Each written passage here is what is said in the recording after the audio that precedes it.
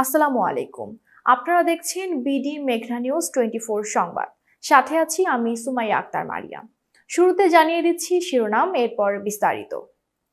ফিলিস্তিনে ইসরায়েলের চালানো বর্বরোচিত গণহত্যার প্রতিবাদ ও স্বাধীন ফিলিস্তিন রাষ্ট্র প্রতিষ্ঠার দাবিতে মিরপুরে প্রতিবাদ মিছিল।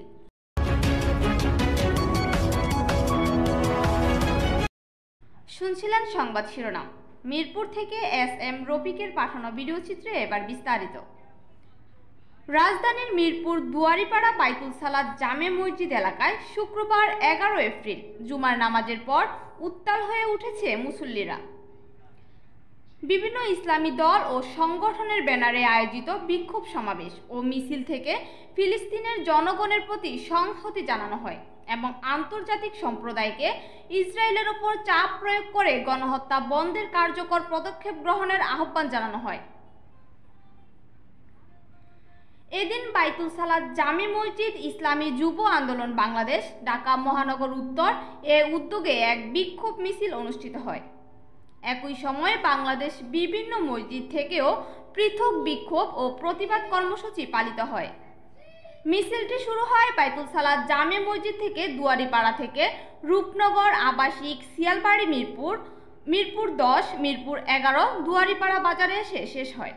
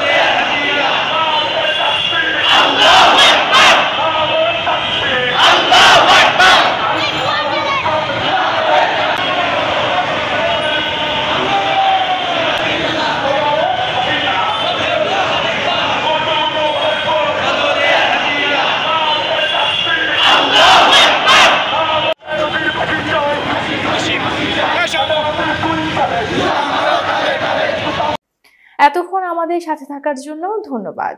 আমাদের বিডি মেঘনা নিউজ 24 ইউটিউব চ্যানেলটি সাবস্ক্রাইব করুন এবং BDMN24 পেজটি ফলো দিয়ে লাইক, কমেন্ট করে শেয়ার করুন এবং সাথেই থাকুন। ওয়েবসাইট ভিজিট করুন www.bdmeghnanews24.com। বিদায় নিচ্ছি, আল্লাহ হাফেজ।